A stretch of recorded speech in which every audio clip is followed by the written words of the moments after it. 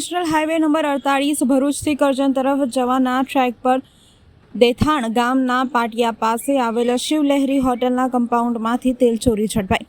સૂત્રોના જણાવ્યા અનુસાર કરજણ નેશનલ હાઈવે નંબર 48 ઉપર કરજણ પોલીસ પેટ્રોલિંગમાં હતી। તે દરમિયાન દેથાણ પાટિયા પાસે ભરૂચથી કરજણ તરફના ટ્રેક ઉપર આવેલ શિવલહેરી હોટલના કમ્પાઉન્ડમાં ગત રાત્રિના સમયે ગાળા દરમિયાન હોટલના કમ્પાઉન્ડમાંથી 2 ઇસમો એક ટેન્કર જેનો રજિસ્ટર નંબર GJ12AZ7431ના ટેન્કરમાંથી તેલ કાઢતા પોલીસને શંકા જતા પૂછપરછ કરી હતી।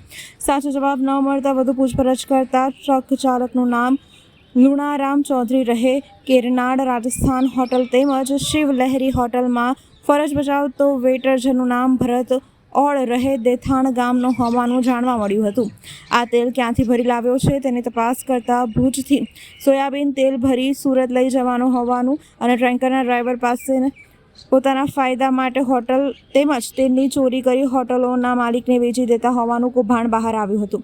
શિવલહેરી હોટલનો વેટર ઝડપાતા શિવલહેરી હોટલના માલિક અશોકકુમાર બિશ્નોઈ ફરાર થયો હતો। ડ્રાઈવર અને વેટરને ટેન્કરોનો વાલ ખોલીને 53 લીટર તેલ જેની આશરે કિંમત ₹6,360નું તેલ ચોરી કરતા રંગે હાથે ઝડપી પાડી કરજણ પોલીસે કાયદેસરની કાર્યવાહી હાથ ધરી છે।